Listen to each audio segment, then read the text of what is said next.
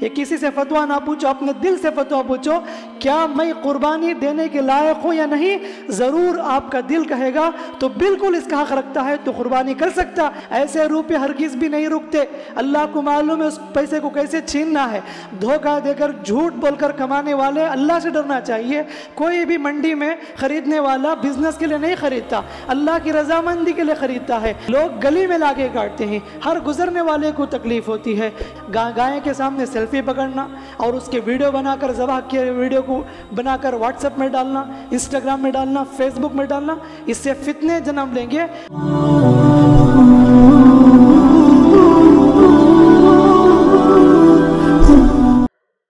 ان الحمد للہ نحمده ونستعینه ونستغفره ونعوذ باللہ من شرور انفسنا ومن سیئات اعمالنا، من يهده الله فلا مضل له ومن يضلله فلا هادي له، وأشهد أن لا إله إلا الله وحده لا شريك له، وأشهد أن محمدا عبده ورسوله، أما بعد فإن خير الحديث كتاب الله، وخير الهدي هدي محمد صلى الله عليه وسلم، وشر الأمور محدثاتها، وكل محدثة بدعة، وكل بدعة ضلالة، وكل ضلالة في النار۔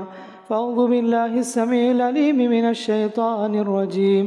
يا أيها الذين آمنوا اتقوا الله حق تقاته ولا تموتن إلا وأنتم مسلمون۔ بسم الله الرحمن الرحيم۔ يا أيها الناس اتقوا ربكم الذي خلقكم من نفس واحدة وخلق منها زوجها وبث منهما رجالا كثيرا ونساء، واتقوا الله الذي تساءلون به والأرحام إن الله كان عليكم رقيبا۔ يا أيها الذين آمنوا اتقوا الله وقولوا قولا سديدا يصلح لكم أعمالكم ويغفر لكم ذنوبكم، ومن يطع الله ورسوله فقد فاز فوزا عظيما۔ وقال تعالى: ولكل أمة جعلنا منسكا ليذكروا اسم الله على ما رزقهم من بهيمة الأنعام، فإلهكم إله واحد فله أسلموا وبشر المخبتين۔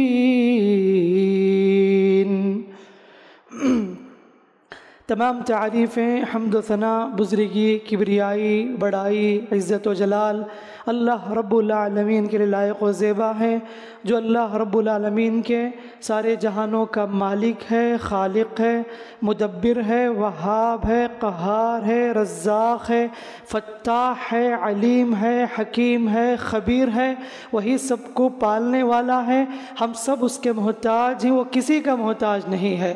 درود و سلامتی ہو آپ کے ہمارے پیغمبر اسلام رحمت للعالمین، سید للمرسلین، خاتم النبیین، محمد مصطفیٰ مجتبیٰ صلی اللہ علیہ وسلم پر، جنہوں نے ہمارے سامنے آسان شریعت پیش کیا اور جنت تک پہنچنے کا راستہ اور طریقہ بتایا۔ معزز اسلامی بھائیوں اور پردہ نشین خواتین اسلام، ہم سب الحمدللہ ذی الحج کے ایام میں داخل ہو چکے ہیں، اور جس کے بارے میں نبی صلی اللہ علیہ وسلم فرمایا: افضل ایام الدنیا، سال کے پورے دنوں میں افضل دن اگر کوئی ہے ذی الحج کے شروع 10 دن ہیں۔ یہ رب کا فضل ہے کہ اس نے ہمیں موقع عنایت فرمایا۔ ہمارے سامنے 2 اہم مناسبت ہے۔ ایک مناسبت ہے حج بیت اللہ کا، حج بیت اللہ، اور دوسری مناسبت عید الاضحیٰ۔ حاجی حضرات مکہ پہنچ چکے ہیں، اور بالکل وہ لوگ انشاءاللہ آنے والے پیر کو، وہ 8 تاریخ جو ہوگی، وہاں سے وہ مینا کی طرف رخ کریں گے حج ادا کرنے کے لیے۔ تو ایک تو بڑی مناسبت ہے، اور دوسری مناسبت ہمارے سامنے عید الاضحیٰ ہے۔ انشاءاللہ بروز جمعرات ہم سب عید منانے والے ہیں۔ عید الاضحیٰ ہو یا حج بیت اللہ ہو، ان دونوں کی مناسبت ابراہیم علیہ السلام کی زندگی سے بڑا گہرا تعلق ہے، کہ ان کی زندگی میں یہ اتنی آزمائش آئیں، انہوں نے اللہ کے لیے سب کچھ قربان کیا. اللہ رب العالمین نے ان کے یاد کے طور پر یہ ساری چیزیں قیامت تک آنے والوں کو حکم دیا کہ تم یہ سب مناسک ادا کرو. جہاں جہاں حاجی حضرات ارکان ادا کرتے ہیں ابراہیم علیہ السلام کی زندگی یاد تازہ ہو جاتی ہے. اور جب عید الاضحیٰ منانے والے ہیں، قربانی کرنے والے ہیں، یہ دراصل حضرت اسماعیل علیہ السلام کو ابراہیم علیہ السلام نے ذبح کرنے کے تیار ہو گئے تھے. انہی کی یاد میں اللہ تعالیٰ نے قیامت تک آنے والوں کے لیے قربانی کا حکم دے دیا. میرے بھائیوں، قربانی ایک عظیم عبادت ہے. اللہ رب العالمین کو یہ پسند ہے کہ بندہ اللہ کے لیے قربانی کرے. اللہ نے ہر شریعت میں قربانی کرنے کا حکم دیا ہے. یہی ایک وجہ ہے کہا کہ وَلِكُلِّ أُمَّةٍ جَعَلْنَا مَنْسَكًا، ہر امت کو ہم نے قربانی کا طریقہ بتایا. لِيَذْكُرُوا اسْمَ اللَّهِ عَلَى مَا رَزَقَهُم مِّن بَهِيمَةِ الْأَنْعَامِ، تاکہ اللہ تعالیٰ نے جو انہیں جانور عطا کیے، پالتو جانور، ان جانور پر اللہ کا نام لے. اور چونکہ قربانی کا مقصد عقیدہ توحید ہے، توحید کا درس ہے، اسی لیے کہا کہ فَإِلَٰهُكُمْ إِلَٰهٌ وَاحِدٌ، تمہارا معبود ایک معبود ہے. فَلَهُ أَسْلِمُوا، اسی کی فرمانبرداری کرو، اسی کی اطاعت کرو. وَبَشِّرِ الْمُخْبِتِينَ، اور چونکہ قربانی عاجزین کی ساری سکھاتی ہے، اسی لیے کہا کہ جو لوگ عاجزی اختیار کرتے ہیں اے محمد ان کو خوشخبری سنا دیجئے. قربانی ایک عظیم عبادت ہے. اللہ تعالیٰ نے قرآن میں نماز کے ساتھ جوڑ کر بتایا اِنَّا أَعْطَيْنَاكَ الْكَوْثَرَ فَصَلِّ لِرَبِّكَ وَانْحَرْ إِنَّ شَانِئَكَ هُوَ الْأَبْتَرُ. کہا کہ اے محمد بے شک ہم آپ کو کوثر عطا کرنے والے ہیں، اور آپ نماز پڑھیے اپنے رب کے لیے اور اپنے رب کے لیے قربانی کیجئے. کہا قُلْ إِنَّ صَلَاتِي وَنُسُكِي وَمَحْيَايَ وَمَمَاتِي لِلَّهِ رَبِّ الْعَالَمِينَ، اے نبی کہہ دیجئے بے شک میری نماز، میری قربانی، میرا جینا مرنا سب اس اللہ کے لیے ہے جو سارے جہانوں کا پروردگار ہے. تو نماز کے ساتھ جوڑ کر بتا کر قربانی کی عظمت کو، اہمیت کو اللہ تعالیٰ نے سمجھایا. یہ بہت عظیم عبادت ہے، رب سے قرب کا ذریعہ ہے، جذبہ بندگی کا مظہر ہے، اسے بجا لانے کا حکم دیا گیا. یہی وجہ ہے اللہ کے نبی صلی اللہ علیہ وسلم باقاعدہ قربانی کیا کرتے تھے. مدینے میں 10 سال تھے، نبی صلی اللہ علیہ وسلم نے 10 سال بھی قربانی کی. اور ایک مرتبہ ایسا بھی کیا، نبی صلی اللہ علیہ وسلم نے ایک بکرا لیا اور کہا کہ اللہم تقبل منی وعمن لم یضحی، اللہم تقبل منی وعمن لم یضحی، اللہ یہ میری طرف سے اور ان لوگوں کی طرف سے جو قربانی نہیں کیے. اور ایک مرتبہ ایسا بھی ہوا، غالباً نبی صلی اللہ علیہ وسلم کے آخری سال اللہ کے رسول صلی اللہ علیہ وسلم نے 100 جانور ذبح کیے، 100 اونٹ ذبح کیے تھے. اپنے ہاتھوں سے 60 پر 3 اونٹ ذبح کیے، بقیہ حضرت علی رضی اللہ عنہ وہ جانور ذبح کیے. 63 جانور 60 پر 3 جانور نبی نے اس لیے ذبح کیا. یہ اشارہ ہے کہ نبی صلی اللہ علیہ وسلم جاننے والے ہیں، کیونکہ نبی صلی اللہ علیہ وسلم کی عمر بھی 60 پر 3 سال تھی. بہرحال اللہ کے نبی صلی اللہ علیہ وسلم قربانی کیا کرتے تھے اور صحابہ کو کرنے کا حکم دیتے تھے. تو یہ عظیم عبادت ہے، اس کو بجا لانی چاہیے. قربانی کے سلسلے میں بہت سارے مسائل ہیں، بہت سارے احکامات ہیں جسے جانکاری حاصل کرنا بہت ضروری ہے، ورنہ بغیر علم کے اگر ہم غلطی کر جائیں قربانی کے سلسلے میں تو ہم گنہگار ہوں گے. اسی لیے ان مسائل کو جاننا، معلوم کرنا اور معلوم کر کے سنت کے مطابق اس عبادت کو انجام دینا میرے اوپر بھی اور آپ کے اوپر بھی فرض بنتا ہے. آئیے میں آج کے اس خطبے میں قربانی کے احکامات اور مسائل مختصر طور پر ذکر کرنے کی کوشش کروں گا. سب سے پہلی بات یہ ہے قربانی کا حکم کیا ہے. علماء کے درمیان اختلاف ہے، کہتے ہیں واجب ہے، بعض کہتے ہیں کہ سنت ہے. میجارٹی اسکالرز قرآن سنت کی روشنی میں یہی کہا کہ یہ سنت مؤکدہ ہے.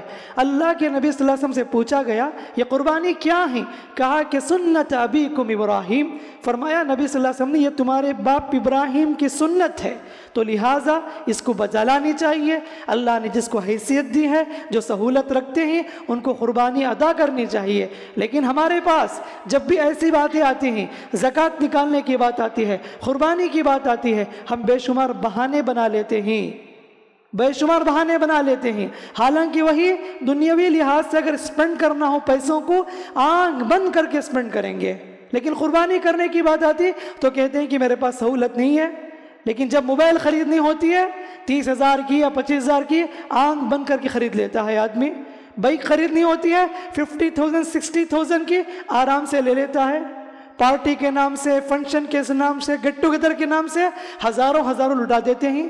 دوستوں کے ساتھ پکنک کے لیے ریسٹورنٹ میں، ہوٹل میں ہزاروں لٹا دیتے ہیں. لیکن جب دین کی بات آتی ہے، دین کے راستے میں سپینڈ کرنے کی بات آتی ہے، تو کہتے ہیں کہ ہمارے پاس سہولت نہیں ہے. یہ کسی سے فتویٰ نہ پوچھو، اپنے دل سے فتویٰ پوچھو، کیا میں قربانی دینے کے لائق ہوں یا نہیں؟ ضرور آپ کا دل کہے گا تو بالکل اس کا حق رکھتا ہے، تو قربانی کر سکتا، اللہ نے تجھے حیثیت دی ہے. ایسے بیکار بہانے بنا کر آپ اس سے پیچھے نہیں ہٹ سکتے. اللہ کے نبی صلی اللہ علیہ وسلم نے ان لوگوں کے بارے میں کہا جو قربانی نہیں کرتے، کہا کہ من وجد سعۃ، جو آدمی حیثیت رکھتا ہے، فلم یضحی، پھر بھی قربانی نہیں کرتا، فلا یقربن مصلانا، وہ ہمارے عیدگاہ کے قریب بھی نہ آئے. اللہ کے نبی صلی اللہ علیہ وسلم نماز کے تعلق سے کہتے تھے اگر کوئی آدمی نماز چھوڑ کر گھر میں بیٹھا رہے، دل کرتا ہے کہ میں ان کے گھروں کو جلا دوں، لیکن کہتے ہیں کہ نماز کو بھی نہیں آنا، حق نہیں رکھتے تمہارے پاس اللہ نے طاقت دی، سہولت دی، تم قربانی نہیں کرتے، تو لہذا تم عیدگاہ کو بھی نہ آؤ. گویا کہ نبی صلی اللہ علیہ وسلم بتانا چاہتے ہیں کہ تم قربانی کرو، اللہ نے تمہیں حیثیت دی ہے، طاقت دی ہے، اس کو بجا لانے کا حکم دے رہے ہیں. اور چونکہ قربانی جذبہ بندگی کا مظہر ہے، اسی لیے اللہ کے راستے میں جو جانور دینے والے ہیں وہ جانور صحت مند ہو، موٹا ہو، تر و تازہ ہو، بے عیب ہو. اسی لیے نبی صلی اللہ علیہ وسلم نے فرمایا 4 قسم کے جانور قربانی میں جائز نہیں ہے، کہ ایسا لنگڑا جانور جس کا لنگڑا پن واضح ہو، ایسا کانا جانور جس کا کانا پن بالکل واضح ہو، ایسا بیمار قسم کا جانور، اور اسی طریقے سے لاغر جس کے جسم میں صرف ہڈی نظر آتی اور گوشت نہیں ہے، ایسے کمزور جانور کو اللہ کے راستے میں قربانی نہیں دینا جائز نہیں ہے. اسی طرح سے جو لوگ حصہ میں شریک ہوتے ہیں ان لوگوں کو چاہیے کہ دیکھ لیں کہ ہماری کون سی گائے ہے، کون سا جانور ہے. اگر آپ کے پاس پیسے لینے والے لے لیتے ہیں حصہ کا پیسہ، ہم گوشت پہنچا دیں گے، آپ قربانی کے جانور کو دیکھتے بھی نہیں ہیں، اور ان کو تو بس کیا ہوتا ہے کہ پروفٹ کمانا ہوتا ہے. اکثر لوگوں کو وہ کیا کرتے ہیں، کمزور بیمار قسم کے جانور کاٹ کے آپ کو گوشت بھیج دیتے ہیں. یاد رکھو ایسی قربانی نہیں ہوتی. اسی لیے اپنے جانور کو دیکھ لو کس جانور کی قربانی دی جا رہی ہے اور کس جانور کا گوشت ہمارے گھر کو آ رہا ہے، یہ بھی چیک کرنے کی ضرورت ہے، ورنہ قربانی قبول نہیں کی جائے گی. اسی طرح محمد صلی اللہ علیہ وسلم نے فرمایا لا تذبحوا الا مسنہ، کہ قربانی میں مسنہ ہی جانور دینی چاہیے. مسنہ جس کے دودھ کے دان جھڑ چکے ہوں. اس طرح سے اونٹ 5 سال کا ہونا چاہیے، گائے 2 سال کا، اور بکری 1 سال کی. تو یہ شرط ساری چیزیں چیک کر لیں خریدنے سے پہلے. بہت سے لوگ خرید لیتے ہیں، بعد میں فتویٰ پوچھتے ہیں کہ اس کے اندر اتنا بڑا عیب ہے، لینے کے بعد معلوم ہوا. اسی لیے لینے سے پہلے اچھی طرح تحقیق کر لیں، اور بیچنے والے بھی عیب کو نہ چھپائیں، بتائیں کہ ان کے اندر عیب ہے. ارے ایسے جانور منڈی میں کیوں لاتے ہو جو عیب والا ہو؟ حالانکہ معلوم ہے جائز نہیں، لیکن بہت سے لوگ ایسے بزنس مین ہیں، اللہ انہیں ہدایت دے، پیسے کمانے کے چکر میں دھوکہ دے کر جانور بیچ دیتے ہیں، حالانکہ معلوم ہے اس کے اندر عیب ہے. اور کتنے ایسے لوگ ہیں ان کو اللہ کا ڈر بھی نہیں ہوتا، گائے کو یا بکری کو خوب پانی پلا دیتے ہیں، موٹا کر دیتے ہیں، اور بعض اوقات پائپ کے ذریعے اس کے پیٹ میں پانی بھرا کر کہتے ہیں کہ اتنا موٹا جانور ہے، لے لو. لینے کے بعد پتہ چلتا ہے یہ دھوکہ ہوا ہمارے ساتھ. ایسے روپے ہرگز بھی نہیں رکتے، اللہ کو معلوم ہے اس پیسے کو کیسے چھیننا ہے. دھوکہ دے کر جھوٹ بول کر کمانے والے اللہ سے ڈرنا چاہیے. کوئی بھی منڈی میں خریدنے والا بزنس کے لیے نہیں خریدتا، اللہ کی رضامندی کے لیے خریدتا ہے، اللہ کو خوش کرنے کے لیے جانور ذبح کرتا ہے. ایسے میں ہمارے لوگ ہی مسلم محلے میں ہی دھوکہ دینے والے بہت زیادہ ہیں.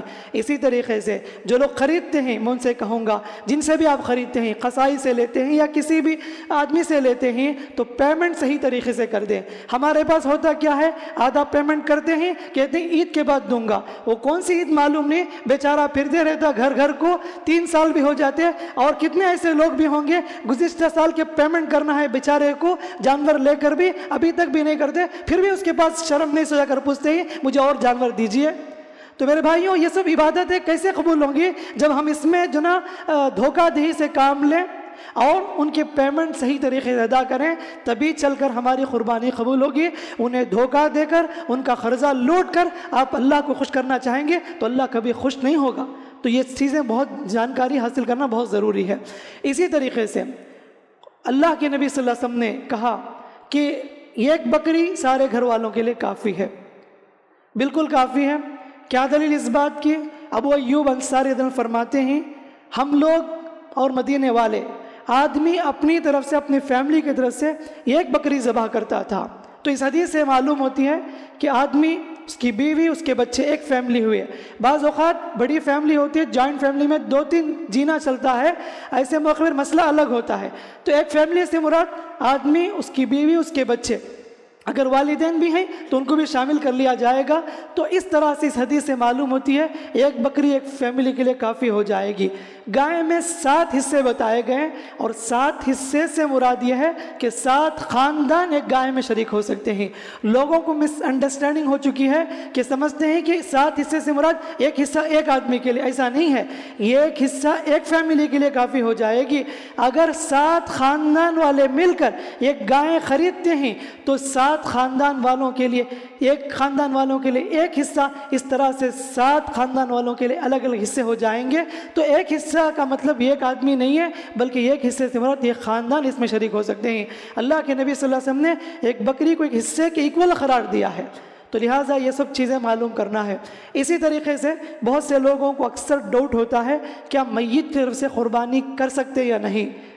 دیکھیے اس میں بہت زیادہ لوگ اختلاف کرتے ہیں، لیکن میں آپ سے اتنا ہی کہوں گا، شریعت نے ہر موقع پر مرحوم کے نام سے، میت کے نام سے صدقہ کرنے پر خوب ابھارا ہے۔ خوب صدقہ کیجئے میت کے نام سے، صدقہ تو بالکل پہنچتا ہے۔ اللہ کے رسول نے فرمایا صلی اللہ علیہ وسلم، صدقۃ جاریہ، اگر میت کے نام سے صدقہ کریں گے بالکل ان کو ثواب پہنچتا ہے، اللہ تعالیٰ ثواب لکھ دیتا ہے۔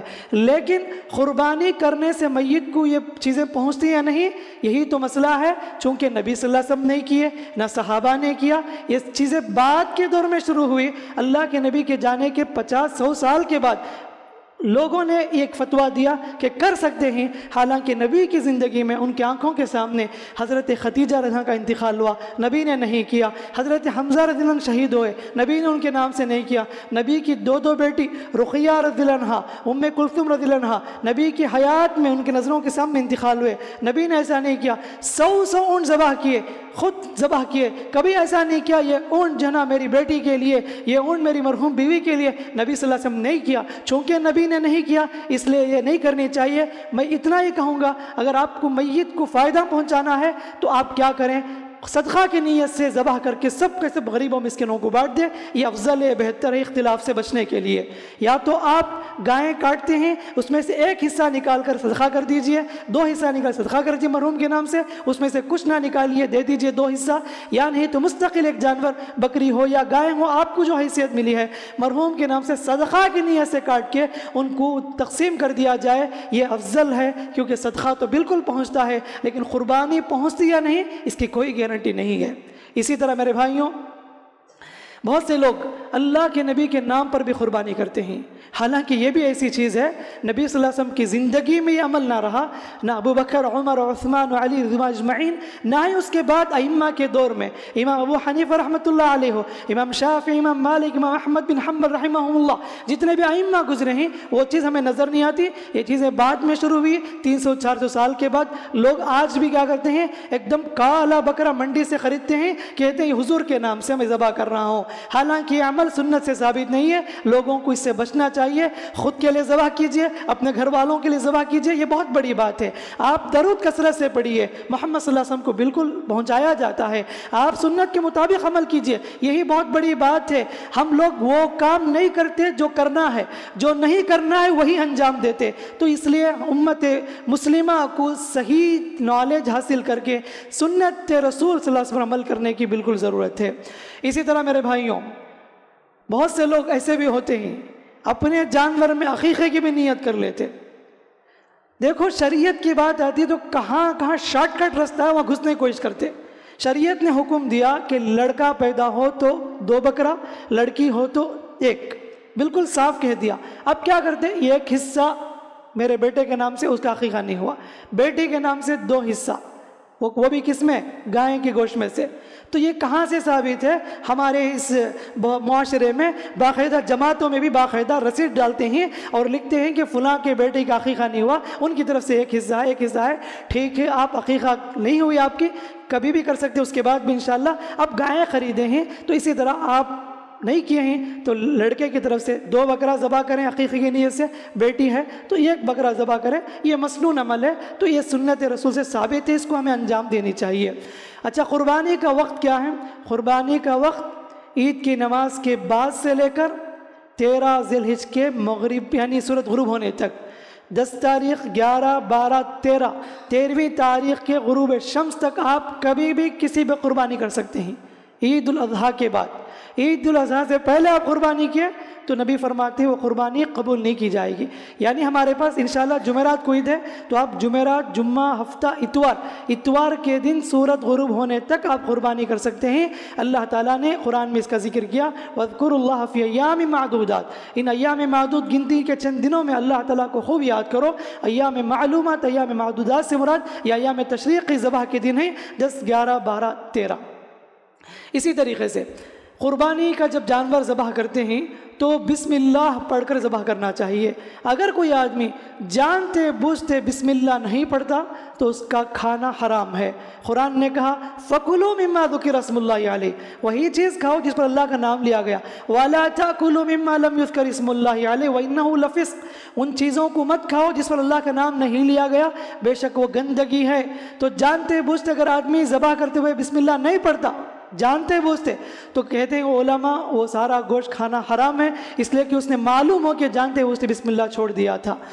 اور مسنون یہ ہے کہ آدمی دعا بھی پڑھے، انی وجہت وجہ للذی فطر السماوات والارض حنیفا وما انا من المشرکین وان صلاتی ونسکی ومحیای ومماتی للہ رب العالمین اللہم تقبل منی وان اہل بیتی، اس طرح کے الفاظ کہہ کر بسم اللہ اللہ اکبر کہہ کے گردن پر چھری چلائیں۔ اور حکم ہے کہ جانور کو راحت پہنچائے، کہا کہ چھری چاقو کو اچھی طرح تیز کر لیں، وَلْيُرِحْ ذَبِيحَتَهُ، سبحان اللہ، اسلام کی کیا تعلیم دیکھیے، ہر ایک کے ساتھ حسن سلوک کیا جائے، جانور کو بھی راحت پہنچائے۔ اگر چاقو یا چھری تیز نہ ہو تو کٹنے میں تکلیف ہوگی، ہوتا بھی ایسے ہی ہے، بعض لوگ ایسے تلوار لے کر آتے ہیں، کٹنے میں وہ کٹتا نہیں ہے، جانور ایسے ہی اٹھ جاتا ہے، بڑی تکلیف ہوتی ہے اسے، اسی لیے اچھی طرح تیز کر لیں۔ یہ بھی فرمایا نبی صلی اللہ علیہ وسلم نے ایک جانور کو دوسرے جانور کے سامنے ذبح نہیں کرنا چاہیے، ان کے بھی فیلنگز ہوتے ہیں، جذبات ہوتے ہیں، یہاں تک لحاظ رکھنے کا نبی کریم صلی اللہ علیہ وسلم نے ہم لوگوں کو تعلیم دی ہے۔ تو ایسے بہت ساری باتیں ہیں، ہمیں جانکاری حاصل کرنا ہے۔ اسی طرح نبی صلی اللہ علیہ وسلم نے فرمایا کہ قربانی کی جو کھال ہے اس کو قصائی کو اجرت کے طور پر نہیں دینا چاہیے، بالکل، یا تو آپ خود استعمال کر دیجیے چمڑے، یا نہیں تو بیت المال کے لیے یا مدرسے کے لیے وقف کر دیجیے، بالکل، لیکن قصائی کو اجرت کے طور پر دینا یہ کسی بھی لحاظ سے مناسب نہیں۔ شریعت نے یہ بھی کہا فَكُلُوا مِنْهَا وَأَطْعِمُوا الْبَائِسَ الْفَقِيرَ، قربانی کا گوشت تم بھی کھاؤ، غریب مسکین محتاج کو بھی کھلاؤ۔ تو لہٰذا جتنا چاہے کھا سکتے ہیں، جتنا چاہے بانٹ سکتے ہیں، ریلیشن میں بانٹ سکتے ہیں، غریبوں مسکینوں محتاجوں کو دے سکتے ہیں، اسی طریقے سے نان مسلم کو بھی قربانی کا گوشت دے سکتے ہیں۔ اگر اس کے ذریعے سے وہ قربت ہوتی ہے ہمارے اور نان مسلم کے درمیان، ایک الفت و محبت پیدا ہونے کا ایک کلیو ہے، ایک جذبہ ہے، تو ایسے میں آگے بڑھ کر ایسے لوگوں کو گھر تک پہنچانا چاہیے تاکہ ان کے دلوں میں جو نفرت عداوت ہیں اسلام کے خلاف، مسلمانوں کے خلاف، وہ دور ہو سکتے ہیں۔ بالکل دے سکتے ہیں انشاءاللہ نان مسلم کو بھی یہ گوشت۔ اسی طرح سے میں خواتین سے کہوں گا، بہت سارے عورتیں گوشت جمع کر کے فریج میں سٹوریج کر لیتے ہیں، دل بھی نہیں آتا ان لوگوں کو۔ ایسے عورتوں کو اللہ ہدایت دینا، اتنا حرص کو جمع کر لیتے ہیں اور 2 دن کے بعد اتنا بدبو اس میں بعد میں اٹھا کے پھینکتے ہیں۔ اللہ کے واسطے خواتین سے میں گزارش کروں گا اتنا ہی گوشت رکھیے جتنا استعمال کر سکتے ہیں۔ آپ شیخ بناؤ یا کباب بناؤ، جتنا ضرورت ہے اتنا لیجئے، حرص کو سارا جتنا بھی گوشت آیا رکھ لیے، غریبوں کو میں نہیں بانٹے، رشتہ داروں میں نہیں بانٹے۔ تو یہ بہت سے گھروں کی حالت ہوتی ہے، اکثر لوگ اسٹوریج کے نام سے جمع کر لیتے ہیں، بعد میں اگر بدبو آ جائے یا خراب ہو جائے وہ گلیوں میں سڑکوں میں پھینک دیتے ہیں۔ یہ کسی بھی لحاظ سے مناسب نہیں ہے، یہ بھی تو ایک بہت بڑی نعمت ہے، اس کی قدر کرنی چاہیے۔ اسی طرح شریعت کی یہ خاص تعلیم ہے کہ پاکی صفائی آدھا ایمان ہے، الطہور شطر الایمان۔ قربانی کے موقع پر بہت سے لوگوں کو 1000 مرتبہ بتانے کے باوجود بھی گلیوں میں، سڑکوں میں غلاظت پھیلانا، گندگی پھیلانا، جانور کے خون کو ڈال دینا، یہ ہمارے مسلم محلے میں ہوتا ہے۔ حالانکہ بچپن سے پڑھتے الطہور شطر الایمان، پاکی صفائی آدھا ایمان ہے، صرف نام کو بولتے ہیں لیکن عمل نہیں کرتے۔ اللہ ہدایت دے ایسے لوگوں کو۔ اور یہ بھی بتایا جائے جانور کو چھپا کر کاٹیں، یعنی گھر کے اندر ذبح کریں، اتنا بولنے کے باوجود بھی لوگ گلی میں لا کے کاٹتے ہیں، ہر گزرنے والے کو تکلیف ہوتی ہے۔ یہ بالکل غلط ہے۔ آج کل جس ماحول میں ہے، جہاں پر بہت سے اسٹیٹ میں گائیں کاٹنا ممنوع ہے اور باقاعدہ آرڈر بھی پاس کیے ہوئے ہیں، ایسے موقع پر ہم میں سے ہر ایک کو احتیاط برتنی چاہیے۔ لیکن ہمارے نوجوانوں کو اللہ ہدایت دینا، گائے کے سامنے سیلفی پکڑنا اور اس کے ویڈیو بنا کر، ذبح کے ویڈیو کو بنا کر واٹس ایپ میں ڈالنا، انسٹاگرام میں ڈالنا، فیس بک میں ڈالنا، اس سے فتنے جنم لیں گے۔ آپ کی اس حرکت سے اسلام کی بدنامی ہوگی۔ اللہ کے واسطے یہ ویڈیو شیئر کرنا جانوروں کے، اور بہت سے جانوروں کو تکلیف دیتے ہیں ہمارے نوجوان، اس کے ساتھ کھلواڑ کرتے ہیں، حالانکہ یہ اللہ تعالیٰ نے کہا کہ شعائر اللہ میں سے ہیں، اللہ کے شعائر میں سے ہیں، تو لہٰذا انہیں تنگ نہیں کرنا چاہیے، انہیں پریشان نہیں کرنا چاہیے۔ ہم لوگ بہت سے ایسے لوگ ہیں اس کا مزہ لیتے ہیں، اس کو چھیڑ کر اور اس کو غصہ دلا کر، اور باقاعدہ ویڈیو بنائے جاتے ہیں۔ اور یہ بھی ہوتا ہے، اللہ ہدایت دینا، سارے محلے والے کو جمع کر لینا اور تماشا بنا کے رکھنا اس جانور کے ساتھ، یہ سب مناسب نہیں ہے۔ بہرحال پاکی صفائی کا خاص لحاظ رکھیے۔ آپ کر رہے ہیں سنت، آپ بہت بڑی عبادت انجام دیں قربانی، لیکن وہی اسی دن غلاظت پہنچا کر کبیرہ گناہ کا مرتکب ہوتے ہیں۔ ادھر سنت ادا کر رہے ہیں، ادھر گندگی پھیلا کر گلیوں کو خراب کر کے بہت بڑے کبیرہ گناہ کا مرتکب ہو رہے ہیں۔ یہ کیسی عجیب بات ہے۔ تو وہ دن بہت عظیم دن ہے، اللہ کو بہت پسند ہے۔ جب بندہ قربانی کرتا ہے تو اللہ کو بہت پسند ہے۔ 10ویں تاریخ خاص کر کے، ذی الحجہ کی 10ویں تاریخ کو جب بندہ قربانی کرتا ہے، اللہ تعالیٰ کو یہ عمل بہت پسند ہے۔ ایسے میں جب اللہ کو پسند ہے تو ہم اللہ کو پسند، اللہ کو خوش کر کے فوراً غلاظت پہنچا کہ اللہ کو ناراض کرتے ہیں، تو کوشش کرنی چاہیے ہماری طرف سے کسی کو تکلیف نہ پہنچے۔ ہمارے تہوار میں نان مسلم کے تہوار میں یہی فرق ہے، ان کے تہوار میں بہت سے لوگ تکلیف اور نقصان ہوتا ہے، لیکن ہماری شریعت ہمیں تعلیم دیتی ہے تمہاری عید امن سے ہونی چاہیے، کسی کو تمہاری طرف سے تکلیف نہیں ہونی چاہیے۔ یہ شریعت کی خاص تعلیمات میں سے ہیں۔ اسی طرح عید الاضحیٰ کی مناسبت سے اللہ کے نبی صلی اللہ علیہ وسلم کا معمول تھا کہ نبی صلی اللہ علیہ وسلم عید الاضحیٰ پڑھ کر آ کر کھاتے تھے، جبکہ عید الفطر میں کھا کر جاتے تھے۔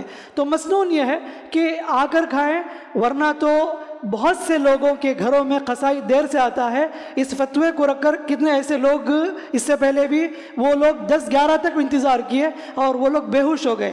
ایسے میں بہتر یہ ہے کہ افضل یہ ہے کہ قربانی کے گوشت سے یعنی ناشتہ کریں۔ اللہ کے نبی صلی اللہ علیہ وسلم کیا کرتے تھے؟ تکبیرات کا اہتمام ہونی چاہیے ان اشرے میں۔ اللہ اکبر، اللہ اکبر، لا الہ الا اللہ واللہ اکبر، اللہ اکبر وللہ الحمد۔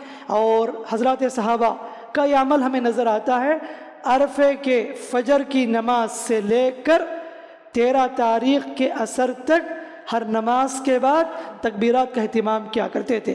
تو لہٰذا 9ویں تاریخ کی فجر کی نماز سے لے کر 9ویں تاریخ 10، 11، 12، 13ویں تاریخ کے عصر نماز کے بعد، ہر نماز کے بعد تکبیر کا اہتمام کرنا یہ مستحب ہے، اس کو بھی جلانا چاہیے۔ نہ صرف نماز کے بعد بلکہ ان دنوں میں کثرت سے اللہ کی بڑائی بیان کرنا، اللہ اکبر کبیرا والحمد للہ کثیرا وسبحان اللہ بکرۃ واصیلا، اللہ اکبر، اللہ اکبر، اللہ اکبر، اللہ اکبر، لا الہ الا اللہ واللہ اکبر، اللہ اکبر وللہ الحمد۔ ایسے تکبیرات کثرت سے پڑھنے کی ضرورت ہے۔ عید الاضحیٰ میں، عید الفطر میں اللہ کے نبی صلی اللہ علیہ وسلم نے خواتین کو بھی آنے کا حکم دیا، یہاں تک کہا اگر تمہارے پاس اوڑھنی نہیں ہے تو ایک ایک اوڑھنی میں 2 عورتیں آئیں۔ یہاں تک کہا جن لوگوں کے اوپر نماز فرض نہیں ہے، یعنی شرعی عذر والی عورتیں، وہ بھی باقاعدہ عیدگاہ آئیں، اور البتہ وہ نماز نہیں پڑھے گی، امام کی دعا میں اور بیان میں شریک رہے گی، اور فرشتے دعائیں کرتے ہیں اس جگہ پر۔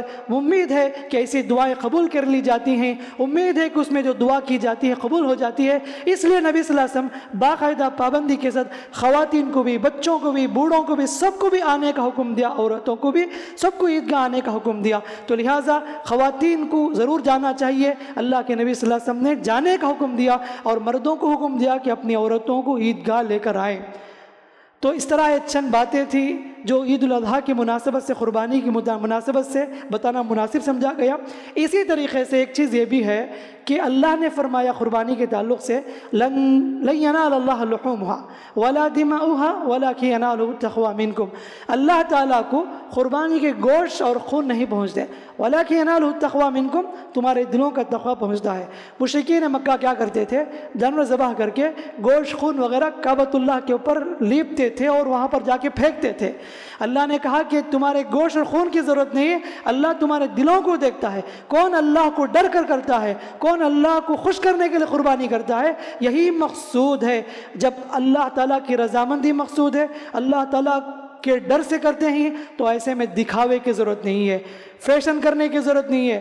بہت سے لوگ اللہ ہدایت دینا انہیں دکھاوے کے لیے، ریاکاری کے لیے ذبح کرتے ہیں، جانور کے گلے میں پھول ڈال کر گلی گلی گھماتے ہیں، گلی گلی پھراتے ہیں۔ کیا بتانا چاہتے ہیں؟ لوگ تعریف کریں، ارے فلاں صاحب 1 لاکھ کی گائیں کاٹے، فلاں صاحب 1.5 لاکھ کی جانور ذبح کیے، اتنا خطرناک جانور فلاں جگہ سے لے کر آئے۔ 4 لوگ تعریف سننا، 4 لوگ جنا ہماری تعریف کرنا، اس مقصد سے ہر محلے میں ایسے کچھ لوگ آپ کو نظر آئیں گے۔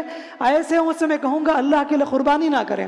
یہ قربانی کہیں تمہارے لیے عذاب کا ذریعہ بن سکتی ہے، یہ قربانی تمہارے لیے بربادی کا ذریعہ بن سکتی ہے۔ اسی لیے یہ دکھاوا، یہ ریاکاری، یہ پھرانا، جانور کو گھمانا اور اس کو پھول ڈال کر گلی گلی اس کو پھرانا، یہ کسی بھی لحاظ سے مناسب نہیں ہے۔ اسی طریقے سے اس کی سیلفی لینا اور اس کو اسٹیٹس کے اوپر رکھنا اور اس کو واٹس ایپ میں شیئر کرنا تاکہ لوگ تعریف کریں کہ فلاں صاحب نے اتنے قیمتی جانور ذبح کیے، یہ نام سننے کے لیے بہت سے لوگ بھوکے ہیں۔ ایسوں سے میں کہوں گا ایسی تعریف سننا ہے تو اللہ کے واسطے ابھی وہ جانور بیچ دیجئے۔ تعریف سننا ہے، دکھاوا ہے، اس سے بہتر آپ قربانی نہ کریں، اللہ معاف کر سکتا ہے آپ کو۔ لیکن دکھاوے کے لیے قربانی کرتے ہیں تو کسی بھی لحاظ سے مناسب نہیں۔ اسی لیے خاص کہا کہ ان صلاتی و نسکی و محیای و مماتی للہ رب العالمین، بے شک میری نماز، میری قربانی، میرا جینا مرنا سب اللہ کے لیے جو سارے جہانوں کا پروردگار ہے۔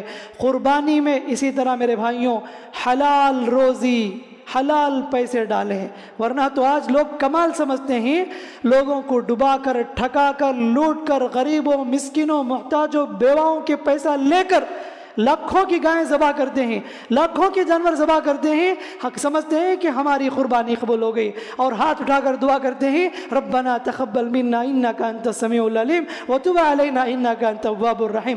کیسے قبول ہوگی؟ آپ نے غریبوں مسکینوں کا دل دکھایا ہے، آپ نے بیواؤں کے پیسہ لوٹا ہے، آپ نے وراثت کو ہڑپ کیا ہوا ہے، فلاں صاحب کو آپ اتنے لاکھوں روپے دینا، فلاں کے بزنس میں اتنے روپے آپ نے لوٹے ہیں، فلاں کا قرضہ آپ ادا کرنا ہے، اتنا گاؤں گلیوں کو آپ قرضہ دینا ہے، اتنا رکھ کر بھی آپ حرام طریقے سے کما کر، حرام پیسوں کو لوٹ کر، حرام طریقے سے بینک بیلنس کو جمع کر کے ایسوں پیسوں سے قربانی کرتے ہیں، تو بتاؤ کہ کیا قربانی آپ کی قبول ہوگی؟ ہر کسی بھی قبول نہیں ہوگی۔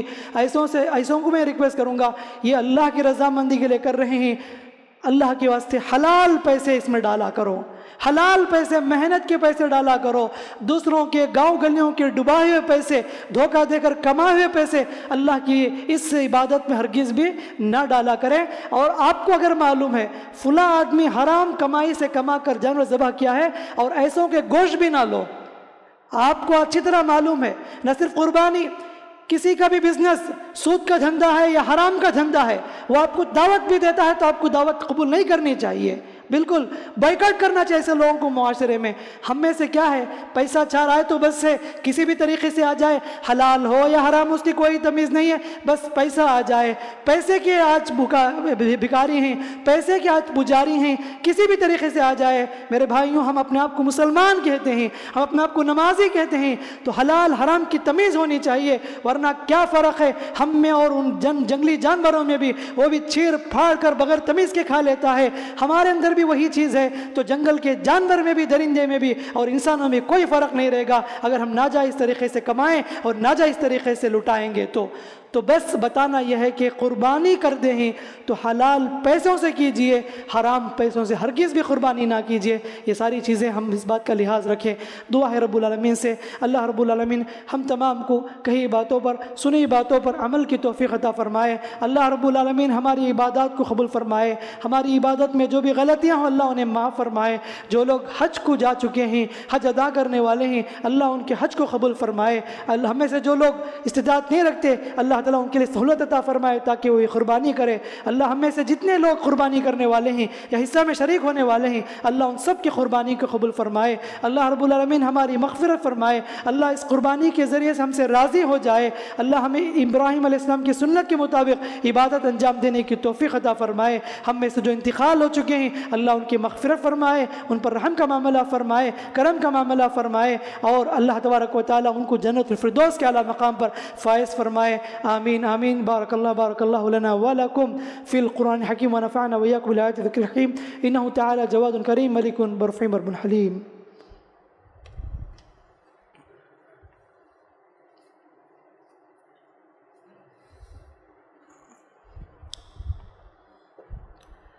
الحمد لله نحمده ونستعينه ونستغفره ونعوذ بالله من شرور أنفسنا ومن سيئات أعمالنا من يهده الله فلا مضل له ومن يضلل فلا هادي له وأشهد أن لا إله إلا الله وحده لا شريك له وأشهد أن محمدا عبده ورسوله أما بعد فأعوذ بالله السميع العليم من الشيطان الرجيم إن الله وملائكته يصلون على النبي يا أيها الذين آمنوا صلوا عليه وسلموا تسليما اللهم صل على محمد وعلى آل محمد كما صليت على إبراهيم وعلى آل إبراهيم إنك حميد مجيد اللهم بارك على محمد وعلى آل محمد كما باركت على إبراهيم وعلى آل إبراهيم إنك حميد مجيد ربنا آتنا في الدنيا حسنة وفي الآخرة حسنة وقنا عذاب النار ربنا لا تزغ قلوبنا بعد إذ هديتنا وهب لنا من لدنك رحمة إنك أنت الوهاب برحمتك يا رب العالمين يا أرحم الراحمين يا ذا الجلال والإكرام يا حي يا قيوم برحمتك نستغيث أصلح لنا شأننا كله ولا تكلنا إلى أنفسنا طرفة عين اللهم يا شافي يا كافي اشف مرضانا ومرضى المسلمين وعاف مبتلانا وموتى المسلمين وارحم موتانا وموتى المسلمين اللهم إنا نسألك علما نافعا ورزقا حلالا طيبا وعملا متقبلا برحمتك يا ذا الجلال والإكرام يا رب العالمين يا رب العالمين يا حي يا قيوم يا أكرم الأكرمين يا أجود الأجودين ربنا تقبل صيامنا وقيامنا وصدقاتنا وزكاتنا وجميع أعمالنا برحمتك يا أرحم الراحمين ربنا تقبل منا إنك أنت السميع العليم وتب علينا إنك أنت التواب الرحيم سبحان ربك رب العزة عما يصفون وسلام على المرسلين والحمد لله رب العالمين.